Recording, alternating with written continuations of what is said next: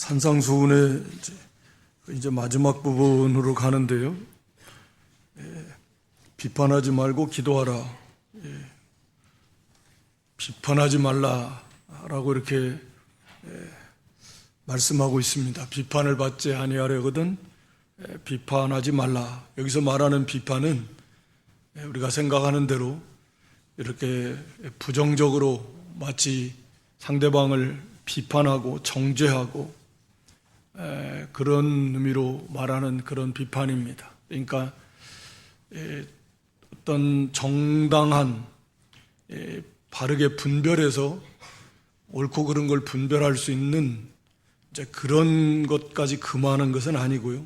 오히려 이제 그 다음에 지금 분별을 지금 말씀하고 있는데, 여기서 말하는 비판은 그렇게 우리가 마치 재판장처럼 잘 알지도 못하면서 상대방으로 하여금 그렇게 정죄 죄인인 것처럼 또 비방하고 또 이렇게 비판해서 이 상대방을 비난하는 이제 그런 잘못을 범하지 말라라고 하는 말씀입니다. 그래서 우리가 그 비판을 하면 똑같은 기준을 가지고서 그 비판을 받게 될 것이다. 하나님 앞에 우리가 그렇게 판단을 받게 될 것이다 라고 하는 것입니다. 이 비판을 하지 말라라는 말은 이게 사실은 우리가 부패한 인생이 이 부패성이 있어서 이 복합적인 거죠. 여기에는 이제 이 철저하게 자기중심적 교만도 있겠고, 그래서 여러 가지 이유로 인해서 다른 사람을 이렇게 비판하고 정죄하는 이러한 죄를 많이 저지릅니다. 우리가 잠언 18장 8절에 보면 다른 사람들의 그 말하는 것은 별식과 같아가지고 뱃속 깊은 데로 쏙 내려간다. 그러니까 다른 사람들의 말인데 그것도 선한 말, 좋은 말이 아니라 뭔가 좀 부정적인 말, 이런 말들은 마치 맛있는 음식, 별식과 같아가지고 특식이요.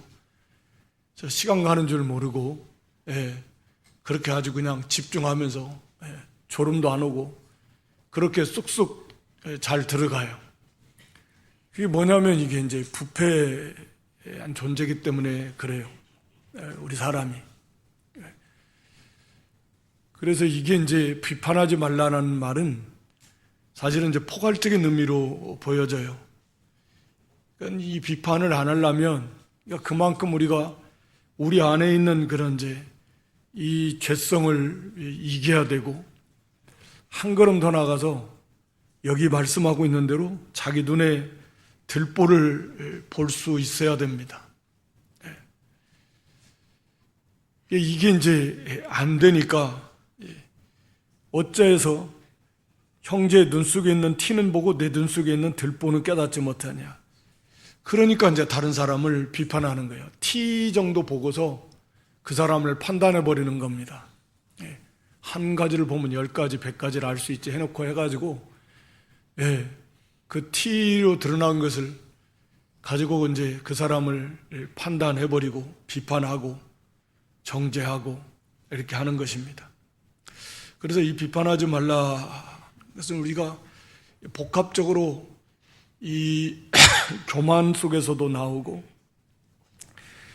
또 다른 사람의 어떤 그 잠언 18장 8절 말씀한 대로 다른 사람의 어떤 실수 또는 실패 또는 잘못된 것을 이렇게 만족해 하려고 하는 그런 부패성이 있어요. 겉으로는 말로는 안 됐다 하면서도. 그리고 또 관계에 있어서 저 사람이 나하고 어떤 관계에 있냐에 따라서 아예 그냥 그런 편견을 가지고서 그렇게 정확하게 옳은 건 옳고 아닌 건 아니고 라고 볼 줄을 알아야 되는데, 일단은 저 사람이 어느 편이냐, 뭐 이런 거요. 그러니까 지금 뭐 사회도 그렇고 다 마찬가지잖아요. 그러니까 그 건건에 대해서 이것을 바르게 분별할 수 있는 게 아니라 저건 어느 편이다. 뭐 이렇게 딱 해놓으면 이제 거기에 대해서 다 뭐든 이제 우리 흔히 하는 말로 색안경을 끼고 보는 것이고, 그래서 비판하고, 그러니까 이 상당히 복합적입니다. 그래서 우리가 비판하지 말라라고 하는 것은 먼저는 이 우리가 비판을 하면, 그러니까 형제에 대한 것도 마찬가지예요. 이것이 얼마나 큰 죄인가라고 하는 것을 우리가 먼저 생각을 해야 돼요. 우리 로마서 14장 10절로 12절 말씀에 보면 뭐 이런 비슷한 말씀들이 여러 곳에 있지 않습니까?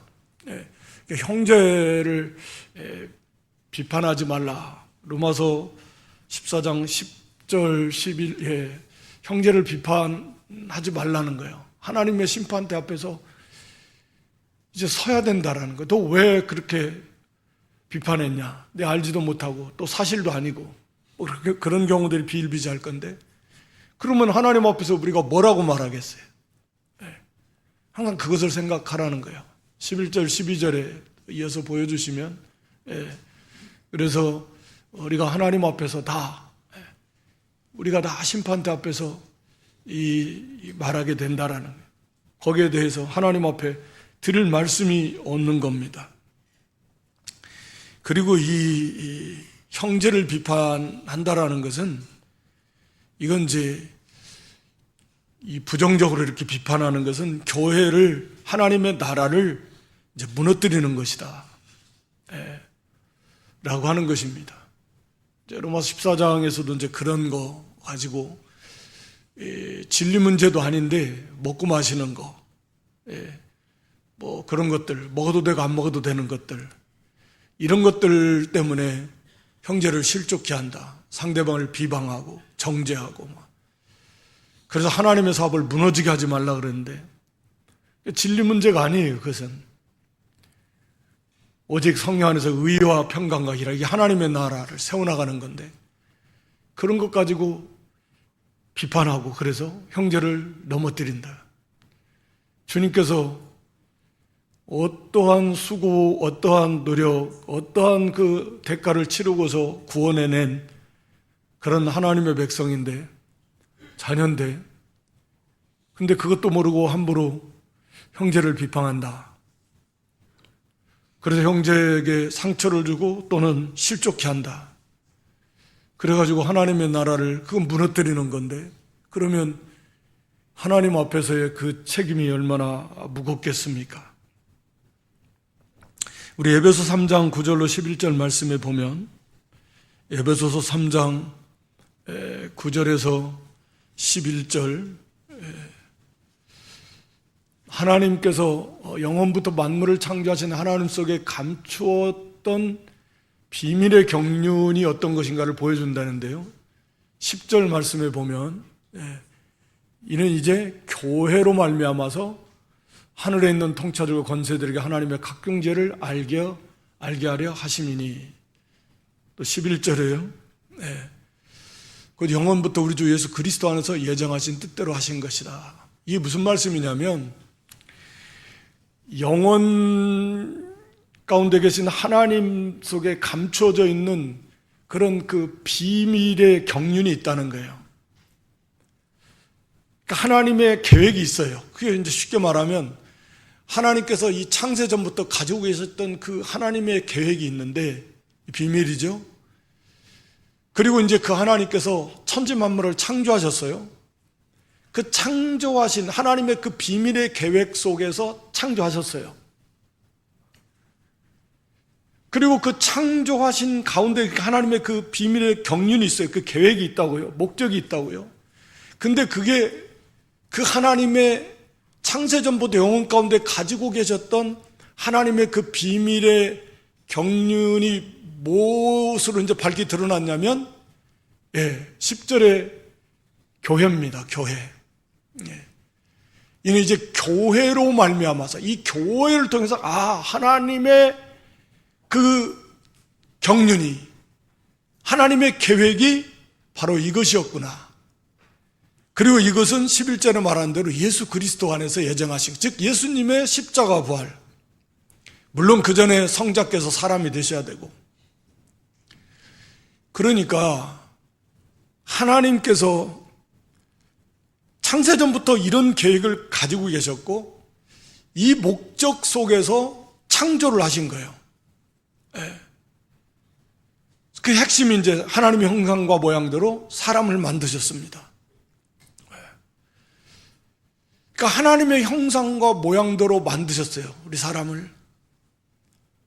어떻게 보면 최고의 피조물, 우리가 뭐 흔히 최고의 걸작품, 그러니까 비교할 수 없을 만큼 하나님의 형상과 모양대로 만드셨으니까, 물론 그건 영적인 면을 말하는 거지만 어찌됐든 이 사람은 정말 비교할 수 없을 만큼 아름답고 위대한 그런 하나님의 이 작품입니다. 하나님이 만드신 거예요. 말씀으로 하셨지만 뭐 이런 표현이 뭐 합당할지는 모르겠지만 하나님 편에서도 말하자면 뭐 최고의 심혈을 기울여서 그냥 대충이 아니라 하나님의 형상과 모양대로 만드신 거니까 하나님 편에서도 최고의 어떤 심혈을 기울이셔서 만드신 그런 존재가 사람입니다. 물론 우리가 결과적으로 잘 아는 대로 첫사람 아담이 그건 아니었어요. 이제 결국 알고 보니까 그리스도 안에서 지음받은 새로운 피조물, 이게 이제 하나님의 애초부터 창세전부터 하나님께서 가지고 계셨던 그 비밀의 하나님의 계획이었어요. 몰랐어요, 아무도. 이걸 몰라요.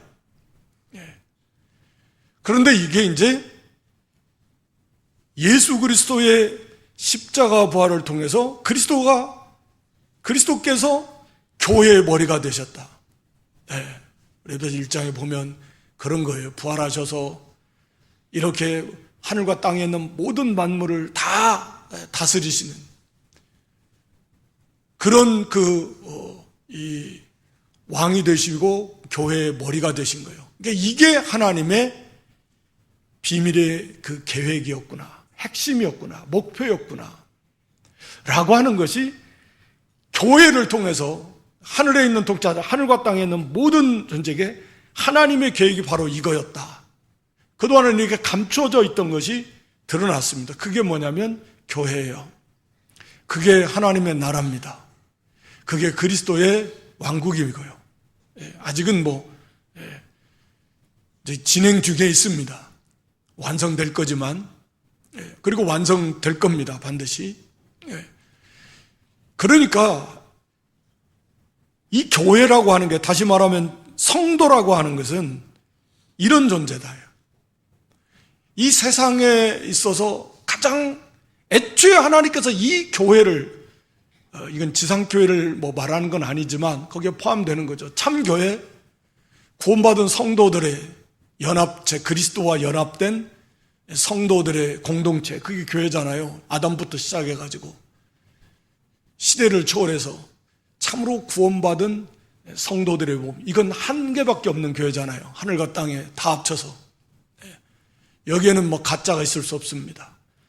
지상의 유형 조직화된 교회 속에는 안타깝지만 구원받지 못한 사람도 섞여 있는 것이고 가라지도 있는 것이고, 그렇지만 어찌됐든 하나님께서는 이 교회, 이 하나님의 나라, 이걸 하나님의 자녀로 삼으시고 하나님의 나라로 삼으시고 그리스도의 나라로 삼으시려고 이 목적을 가지시고 애초에 창조하신 거예요. 그리고 첫사람 아담이 범죄했지만 이제 마지막 아담 대신 예수 그리스도 안에서 다시 지음을 받은 우리 인생들, 구원받은 성도들은 이제 다시는 첫사람 아담처럼 타락할 가능성도 없어요. 아예 타락할 가능성이 없습니다. 그런 존재로, 영원한 존재로, 영광스러운 존재로 하나님의 형상, 하나님 나라에서, 그러니까 에덴 동산에 살던 아담도 정말 좋았겠지만 그것과는 비교할 수 없는 세르살렘에서 이렇게 하나님 섬기는, 사는 이 하나님의 나라, 이것을 하나님이 세우시고 싶으셨던 거예요. 이게 비밀이었습니다. 이게 교회라고요. 그러니까 세상 역사의 핵심이 교회입니다. 이 하나님의 나라니까.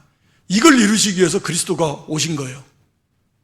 그 고난 받으신 것입니다. 그리고 다 이루신 것입니다. 그리고 이제 마지막 다시 오실 것입니다. 그리고 완성하실 것입니다. 그러니까 우리가 교회를, 성도를 바로 알아야 된다. 얼마나 존귀한가, 얼마나 위대한가. 이 세상의 중심이고 애초에 하나님이 세상을 만드신 목적 자체가 여기에 있다라는, 여기에 있습니다. 교회에 있어요. 우리가 그것을 너무 몰라서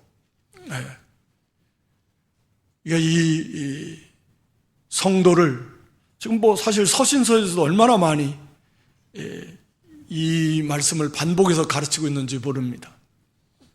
우리 예수님께서 비판하지 말라는 말씀도 1차적으로는 우리 형제에 대해서 말씀하고 있는 거잖아요. 가까이 잘 아는. 그래서 이 형제, 믿음의 형제들을 비판하는 것은 이건 정말 좀 심각한 문제다. 하나님 앞에서 우리가 이것을 바로 알면, 그러니까 교회에 대해서도 마찬가지. 성도가 교회니까, 그 지체니까. 그래서 교회를 존귀 여기고 성도를 정말 존귀 여기고 그 교회를, 성도를 세워주고, 그러니까 복음 전하는 것도 그런 거잖아요. 복음을 전하고, 그리고 구원받은 성도들을 서로 양육하고 위에서 섬기고 기도하고, 그 과정에서 인내하는 것도 배우고 섬기는 법도 배우고 협력하는 것도 배우고, 그렇게 하면서 만들어지는 거거든요. 함께 지어져 간다. 함께 세워져 나간다. 그러니까 그렇지 않으면 절대 못 자라나요. 그러니까 뭐라고 해야 되나, 이게 불균형이죠. 개인적인 하나님과의 관계가 중요한데 그것이 형제와의 관계 속에서 이루어지지 못한다면 그 사람은 하나님의 나라를 세워나가는데 어떠한 공로도 세우지 못할 것이고, 동시에 자기 자신도 함께 자라나지 못할 거예요. 한계가 있어요. 그러니까 이 교회를, 우리가 형제를 우리가 바로 알 때에 감히 예수님의 몸인데 하나님의 우리 자신도, 나 자신도 그런 존재지만 다른 형제도 똑같이 그런 존재다. 그렇게 존귀 여겨야 된다. 존귀 여겨야 돼요. 그래서 우리가 비판해서는 당연히 안 되고 그만큼 존귀 여겨줘라.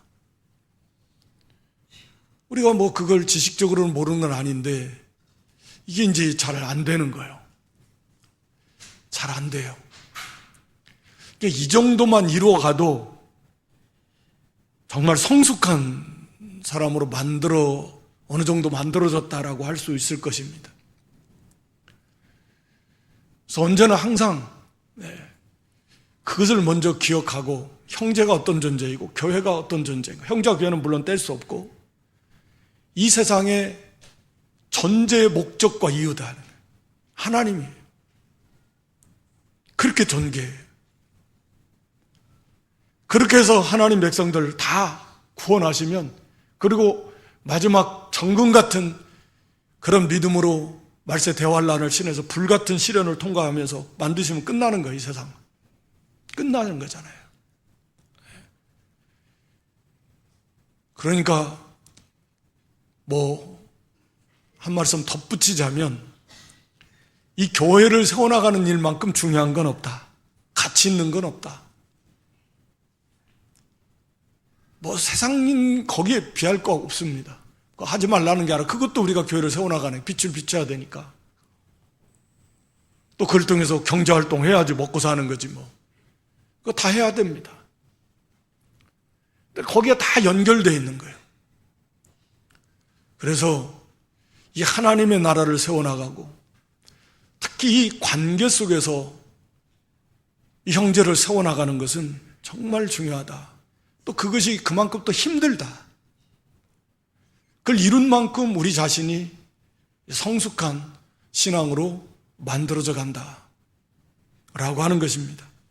그러니까 이 교회의 중요성, 형제 중요성을 항상 좀 깊이 인식하시고 그 형제를 정말 존귀히 여기시면서 어떻게 하면 이 형제에게 유익을 주고 이 형제가 어떻게든 조금 잘 세워져 나갈 수 있도록 도울 수 있을까? 기도로 돕고 섬기고, 다 불완전하고 부족해서 이렇게 때로는 이런 상처를 줄 수도 있고 받을 수도 있고, 그런 과정 속에서 우리가 또 잘못한 것은 찾아서 회개하면서, 그리고 여기 이어서 이제 기도가 다 이게 그래서 기도가 이어서 나오는 건데, 기도 없이는 안 되는 거거든요. 이것을 이루어가는 게. 네. 그렇게 형제를 비판하지 않으라. 먼저는 그렇게 존귀함을 알고 그 다음에는 여기 주신 말씀대로 들보를 발견할 수 있어야 됩니다. 내 안에 들보. 이 들보를 발견 못하니까 이제 이런 문제가 생기는 거예요. 이게 자기가 들보를 발견하면 그럴 수가 없어요, 이게. 내가 지금 나보다 더 큰 죄인이었고, 나보다 못난 사람이 없는데, 내가 뭐라고, 거기에 나 같은 것이 가면, 나는 거기다 대면 나는, 이건 말할 수 없는 죄인이에요. 형제에 드러난 티에 비교하면 나는 저 정도만 돼도 좋겠다 할 만큼 내 안에 있는 들보는 좀 말 그대로 들보예요. 이것을 좀 발견할 수 있어야 됩니다. 다 자기 안에 들보를 왜 깨닫지 못하느냐? 이 깨닫지 못하는 거예요. 소경인 거예요. 그러니까 형제를 비판하는 건 소경이다. 들보를 깨닫지 못했기 때문에 그렇다. 그래서 내 안에 이 들보, 얼마나 큰 죄. 사도 바울 자신이 볼 때는 자기가 제일 큰 죄인. 하나님과 자기와의 관계 속에서 이건 보는 거예요. 판단은 하나님이 하시는 거지. 설마 누가 내가 죄는 많아도 설사 저 사람보다야 많겠어? 이런 사람이 사실 누가 있겠습니까마는, 근데 무의식 중에 자기는 그래도 좀 괜찮은 그런 의식을 갖고 있어요. 들보를 발견했다면 그럴 수 없죠. 들보다예요. 너무너무 큰 죄다. 하나님 앞에서 말할 수 없이 이 부족한 면이 한두 가지가 아니니까 머리끝에서 발끝까지 그렇게 자기의 부족함을 들보를 발견하면 그게 이제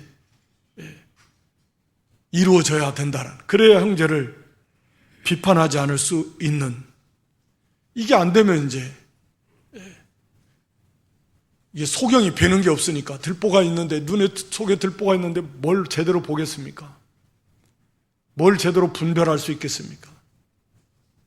그래서 좀 철저하게 자기 안에 있는 그런 교만과 욕심과 이기주의와 또는 세상 사랑함과 또는 여러 가지 그런 육체의 부패성 가득할 텐데, 이런 것들을 완전히는 아니래도 완전히 매일매일 좀 그것을 쳐서 복종시키면서 회개하면서 좀 빼내버리면, 하나씩 빼내버린다. 그 후에야 밝히 본다, 볼 수 있다라고 말합니다. 네. 그래서 5절에 외식하는 자의 먼저 내 눈 속에서 들보를 빼어라. 그 후에야 밝히 보고 형제의 눈 속에서 티를 빼줄 수 있다. 이렇게 말합니다. 그러니까 들보를 빼내지 못한 사람은 형제의 눈 속에 있는 티를 빼내줄 수가 없어요. 상대방의 눈을 뽑아버립니다. 실명시켜요. 그러니까 엄청난 타격을 주고 고통을 주고 실족을 시켜버리지, 그 사람의 티를 빼어서 그 사람이 눈이 시원하게끔 그 사람을 유익하게 해주고 도움을 줘서 그 사람을 바로 세워주는 일을 못해요. 들보가 있으면 볼 줄을 모르니까 무서운 거죠. 그런 사람이 막 뭐 눈 본다 그러면 그 누가 맡기겠습니까? 들보가 있어서 아무것도 못 보는 사람이 그 눈에 티를 빼준다고 막 달려들면 그건 뭐 큰일 나는 거예요. 그렇게 되는 거예요. 그래서 상처를 주는 거예요. 그러나 정말 들보를 뽑아내버리면 밝히 보는 거죠. 아, 형제를 정말 존귀 여기고 사랑과 긍휼의 세계 속에서 형제의 부족한 부분을 어떻게 그 형제의 유익이 되도록 도움을 줄 수 있을까? 그래서 티와 같은 그 형제의 모습에 그것을 제거할 수 있도록 바르게 잘 도움을 줘서 그 형제를 유익하게 해주는 거예요. 사랑으로, 섬김으로, 온유로, 겸손으로, 인내함으로, 섬김과 희생으로서 그렇게 형제의 그 티를 빼내줄 수 있게 된다. 그래야 비로소 그게 함께 세워져 나가는 거예요. 그러니까 그 정도가 돼야 돼. 들보가 빼내야 정말 이제는 이기주의도 교만도 욕심도 이거 다 빼내고 정말 사랑으로 바르게 분별해서 형제에게 유익을 줄 수 있는 그런 사람이 될 수 있다라고 하는 것입니다. 그래서 우리 갈라디아 6장 1절 말씀에도 보면 온유한 심령으로, 그러니까 범죄한 일이 드러날 때도 온유한 심령으로 바로잡고 너 자신도 그러한 시험을 받을 수 있다는 걸 항상 기억하면서 두려워하면서 삼가 이렇게 두려워하면서 온유한 심령으로 그걸 밝히 도움을 줄 수 있는 그런 사람이 될 수 있다라고 하는 것입니다. 그래서 여기 형제를 비판하지 말라라고 하는 말씀, 형제가 얼마나 존귀한가, 교회가 얼마나 존귀한가 항상 그것을 기억하시고, 그 다음에 내 안에 들보, 나 자신부터 내 안에 들보가 발견이 되지 않으면 문제가 있는 거예요. 하나님 앞에서 내 안에 들보가 발견이 돼서 이 들보를 빼내는, 철저히 회개하고 그러면서 좀 어느 정도 들보가 빼어내죠. 이제는 밝히 이 사랑의 세계 속에서 볼 수 있는 그런 정도가 된, 그러면 당연히 형제를 비판하지 않습니다. 오히려 형제의 유익을 위해서 이렇게 헌신하게 되고 세워주게 되는 거죠. 그러면서 여기 6절 말씀에 거룩한 것을 계획해 주지 말며 너희 진주를 돼지 앞에 던지지 말라. 그들이 그것을 발로 밟고 돌이켜 너희를 찢어 상하게 할까 염려하라. 이 말씀을 보통 이거 거룩한 것은 이 진리 복음입니다. 우리가 영감된 우리의 마음이라고 또 배우기도 했고, 하여튼 이것은 이 복음을, 이 진리를 개와 같은, 제자와 같은, 그러니까 아주 이 개는 아주 막 잔인하고 물고 찢고 싸우는, 그리고 욕심에 물들어 있는 그러한 자들에게는 오히려 이걸 전함으로써 오히려 조롱을 받고 너희 몸을 해야 한다, 오히려 이 복음을 비웃고 짓밟고 이 담을 수 없는 그런 말로 대적하고 또 이렇게 그 하나님의 이름을, 예수님의 이름을 모독할 수 있는 거죠. 그런 자들에게는 아예 그걸 주지 말라라고 하는 거죠. 그러면 그것을 어떻게 아냐게 해요? 그러니까 그런 분별력이 있어야 된다라는 거죠. 그러니까 우리가 기도하고, 이어서 이제 기도하라 그랬죠? 7절 말씀 11절까지 구하고 찾고 두드리라. 유명한 말씀인데, 이건 이 말씀과도 연결이 되지만 어떻게 보면 산상교훈을 마무리하면서 이것을 우리가 이루어가기 위해서는 기도하지 않고는, 하나님의 은혜가 아니고서는 팔복 8가지 그 덕목을 갖춘 사람이 되기도 힘들고, 빛과 소금의 그런 그 사명을 감당하기도 힘들고, 또 우리가 구제, 기도, 금식, 이런 거, 하늘의 보화를 쌓는 거, 염려하고 근심 걱정하지 않는 거, 여기 앞에 비판하는 거, 또 분별하는 거, 이런 하나하나 모든 것들이 중요한 것들이 어떻게 우리가 스스로 이걸 감당할 수 있겠는가 하는 겁니다. 그러니까 무조건 이렇게 하라, 물론 할 수 있는 존재를 만들어 놓으셨지만 그냥 우리 보고 알아서 하라는 게 아니라 할 수 있는 방법도 우리 주님께서는 가르쳐 주는 거예요. 기도하라, 구하라는 거예요. 구하라, 그리고 찾으라, 그리고 두드리라. 이건 이제 보통 기도의 또는 강조하는 면이다, 이렇게 표현하기도 하고. 그러니까 구해야 돼요. 하나님의 지혜를 구해야 돼요. 분별력을 구해야 됩니다. 또 하나님 이것을 이룰 수 있는 그런 하나님의 은혜를, 능력을, 지혜를, 은사를 구하라는 겁니다. 끝까지. 여기 오늘 본문 말씀에도 너희 중에 누가 아들이 타락한 인간이라도 자식에게 좋은 것 주는 게 상식이다. 하물며 하늘에 계신 우리 아버지께서는 얼마나 좋은 것 주시기를 기뻐하시겠는가, 하물며. 그러니까 이건 확신입니다. 반드시 주신다라는 확신. 육신의 아버지도 좋은 거 주고 싶어서 주고 싶죠. 그 타락한 인생도. 그런데 하물며 하나님 우리 아버지는 얼마나 더 잘 주실까? 얼마나 더 완전하게, 얼마나 더 좋은 것으로, 얼마나 꼭 필요한 것으로 주실까? 이건 확신이죠. 반드시 주신다. 안 주실 수가 없다. 이런 확신을 가지고 하나님 앞에 부르짖으라는 거예요. 잘하는 대로 간절함으로, 그리고 끝까지 계속해서 그렇게 하나님 앞에 부르짖어서 분별을 가지고, 또 이게 형제 자기 들보도 끊어야 되고, 들보를 발견하고 들보도 제거해야 되고, 형제 사랑 오해하는 것도 그렇고, 8가지 덕목을 갖추는 인격, 이거 우리가 하나님 앞에 기도하지 않으면 안 되는 거예요. 그래서 우리 누가복음 11장 13절 말씀에 보면 이 같은 똑같은 내용을 말씀하시면서 거기서는 성령을 주시겠다라고 이렇게 말씀합니다.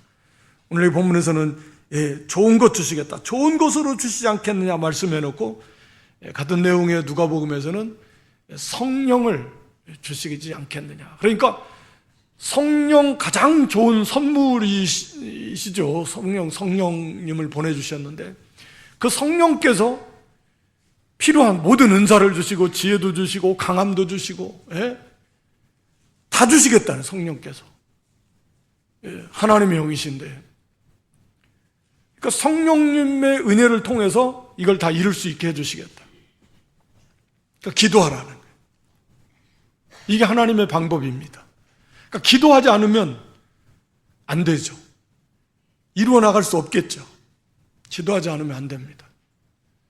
그래서 확신을 가지고 기도하고, 또 찾으라.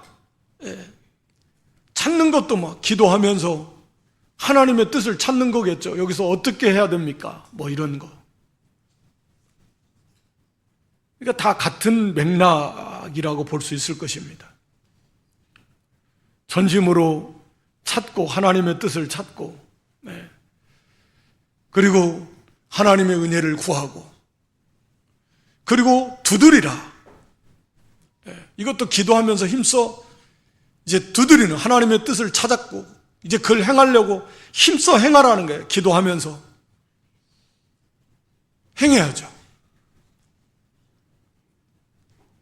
그러니까 우리가 기도까지만 하고 안 행하면 문제가 있는 거예요. 기도하고 그 다음에 행해야죠. 하나님의 뜻인 것을 아는 다음에는 그것도 기도하면서 힘써 행하도록 하나님의 은혜를 구하고 기도해야 됩니다. 행해야 됩니다. 그러면 이루어진다는 거잖아요. 두드리면 열린다라는 말은 이제 이루어진다는 거 아니에요. 그 길을 걸어갈 수 있다라는 거예요. 문이 열리니까 그 길을 걸어갈 수 있다라는 거잖아요. 그런 삶을 살 수 있다라는 거잖아요. 우리가 잘 아는 빌립보 4장 13절 말씀에도 내게 능력 주시는 자 안에서 내가 다 할 수 있다 라고 이렇게 할 수 있습니다. 그러니까 빌립보 4장 13절인데 내게 능력 주시는 자 안에서 내가 할 수 있다. 우리 골로새 1장 29절에도 내 안에서 능력으로 역사하시는 이의 역사를 따라 힘을 다하여 수고한다. 이렇게 말씀합니다. 그러니까 우리 안에서 역사하시는 그런 하나님 성령님의 인도를 따라서 우리도 힘써 행해야 됩니다. 이게 신앙생활이에요. 하면 돼요. 그 능력을 힘입어서. 근데 이걸 안 하려고 그래요. 정말 작은 건데, 큰 것은 하나님 다 하시고 우리가 하는 건 사실 크게 여기지만 사실은 작은 거잖아요. 아무것도 아닌 거예요. 하면 되게끔 하나님이 은혜를 주십니다. 되게끔 해줘요. 하려고 힘을 쓰면 열린다는 거예요. 문을 두드리면 열어주신다는 거예요. 하나님께서 되게 해주십니다. 우리가 하는 것은 그거예요. 지극히 작은 건데, 그러면 그 작은 것조차도 안 하려고 그러면 어떻게 하나요? 그러니까 그 차이가 거기서 나는 거예요. 안 하는 거예요. 하나님께서는 하나님께서 하실 수 있는 거 지금 다 해놓으시고, 우리가 할 수 있는 거 정말 조금 그건 좀 하라는데, 그거 하라는데 그것도 안 하는 거예요. 그럼 뭐 어떻게 해요? 그거 안 하면 못 하는 거지. 신앙생활의 차이는 그것 차이예요. 몰라요. 말하기에 따라서 정말 아무것도 아닌 차이가 큰 차이이기도 하겠죠. 달리기 하면 0.001초 빠른 게 그 인생에서 대단한. 근데 그 사람은 0.001초 빨라가지고 1등하고 금메달 따고 대단한 거. 0.001초 느린 것이 무슨 차이인지는 잘 모르겠지만 별것도 아닌데 따지고 보면 그게 만년 2등이다. 이런 거들. 우리가 하는 일 사실 정말 아무것도 아니에요. 정말 작은 차이인데 그거 함으로써 하나님 나라에서 하나님의 놀라운 은혜를 이 땅에서도 체험하면서 살아갈 수 있는 거예요. 우리가 그 작은 거, 물론 그것도 물론 힘을 써야 되지만 그거 안 하는 거예요. 거기에 달려있는 게 아닌데 하여튼 두드리라는 거예요. 그러면 열어주십니다. 그러면서 우리 소위 황금률이라고 하는 12절, 그러므로 무엇이든지 남에게 대접을 받고자 하는 대로 너희도 남을 대접하라. 이것이 율법이요 선지자니라. 남에게 대접을 받고자 하는 대로 먼저 다른 사람을 대접하라. 이게 주님의 가르침입니다. 보통 세상에 많은 그 지혜자 라고 하는 사람들이 비슷한 말씀을 많이 했어요. 공자도 소크라테스도 많이 했습니다. 여러 앞서간 사람들, 예수님 탄생하시기 전에 있었던 사람들. 그들의 말은 공통적으로 자기가 하기 싫은 것은 남에게도 시키지 말라. 그런 대부분 다 그 범주예요. 사실 또 그게 중요한 건 아니고요. 우리 주님께서는 다른 사람이 내게 해줬으면 하는 거, 남에게 대접을 받고자 하는 대로 항상 우리가 먼저 남에게 행해야 되는데, 사랑은 먼저 베푸는 거니까. 그러니까 먼저 행해야 되는데 그 기준이 어디냐, 그 기준점이 뭐냐, 방법이 뭐냐. 내가 다른 사람에게 받고 싶은 대로 내가 대접받고 싶은 대로 먼저 대접하라. 항상 먼저 행하라는 건데 대접받고 싶은 대로 그렇게 행하라. 이게 사랑이죠. 형제사랑, 이웃사랑. 예, 방법입니다. 이렇게 되도록 기도하고 구하고 힘쓰고 두드려서, 그러면 다 앞에 비판하지 말라. 이것도 사실 이렇게만 되면 남에게 대접을 받고 싶은 대로 먼저 남을 대접하라. 그러면 무슨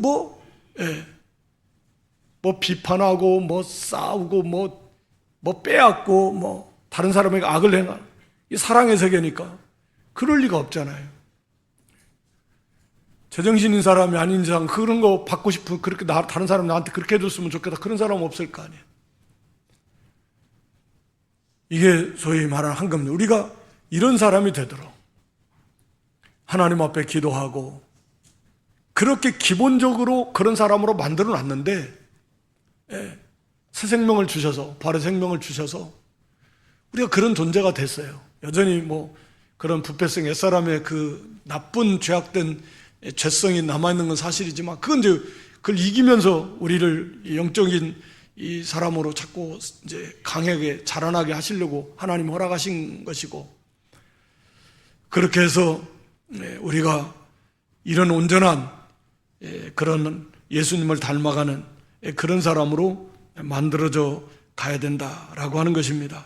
오늘 여기 비판하지 말라라고 하는 건, 형제를 먼저는, 형제가, 교회가 얼마나 위대한, 크고 놀라운, 정말 보배로운 존재인가를 항상 우리가 먼저 기억해서 형제를 정말 존귀 여기는, 정말 존귀 여겨야 됩니다. 교회를 정말로 존귀 여겨야 돼요. 그래서 적극적으로는 어찌됐든 내가 교회를 위해서, 하나님 영광을 위해서, 그게 주님의 몸이고 주님의 나라니까 내가 유익을 끼치는 사람이 돼야 되겠다, 이런 것이고, 최소한 손해는 안 끼쳐야 되겠다. 나 때문에 적어도 최소한 아주 소극적이런 그런 정도는 있어야, 적극적으로 유익을 끼쳐야 되겠다. 그런 사람, 그런 믿음이 돼야 되겠다. 그리고 들보를 좀 발견해. 들보를 발견 못하면, 그걸 깨닫지 못하면 계속 이렇게 이 잘못을 저질러요. 다른 사람의 눈을 찍어요. 그런 악을 행합니다. 그래서 고통을 주고 넘어뜨리고, 자기 들보를 빼내야 비로소 형제에게 도움을 줄 수 있는 그런 사람이 됩니다. 우리가 그런 믿음들이 됐으면 좋겠고, 이 모든 것을 이루는 거, 기도해야 됩니다. 구하고 찾고 두드리고, 그리고 힘써 두드리고 행해 나갈 때 우리가 이런 믿음의 길을 걸어갈 수 있게, 이런 사람으로 만들어져 갈 수 있습니다. 저 여러분 모두가 이런 사람들이 될 수 있기를 주님의 이름으로 축원합니다. 하나님 우리 아버지, 비판하지 말라고 말씀하셨사오니 우리 속에 있는 이 죄성, 부패성을, 우리 속에 있는 이 들보를 깊이 깊이 깨닫게 해주시고, 철저히 회개하면서 이 들보를 이렇게 제거해내는, 그래서 밝게 볼 수 있는 그런 믿음들 되게 해 주시옵소서. 교회가, 형제가 얼마나 존귀한지, 세상 창조의 목적이라 그랬습니다. 이를 위해서 우리 예수님께서 이 땅에 오시고 십자가 죽으시고 부활하셨다 그러셨습니다. 정말 우리가 이 교회를, 성도를 존귀 여기고 사랑하고 어떻게든지 유익을 끼치고 도움을 줘서 하나님 앞에 칭찬과 인정을 받으면서 우리 자신도 아름답게 세워져 나가는 그런 저희의 믿음들 되게 해 주시옵소서. 이를 위해서 기도하라 그랬습니다. 하나님 앞에 기도하지 않고는, 하나님의 은혜가 없이는 할 수 없는 줄 알고 우리가 구하고 찾고 두드려서 참으로 이 길을 걸어가는, 이러한 믿음을 이루어 나가는 그런 승리하는 복된 믿음들 되게 해 주시옵소서. 예수님의 이름으로 기도드리옵나이다. 아멘.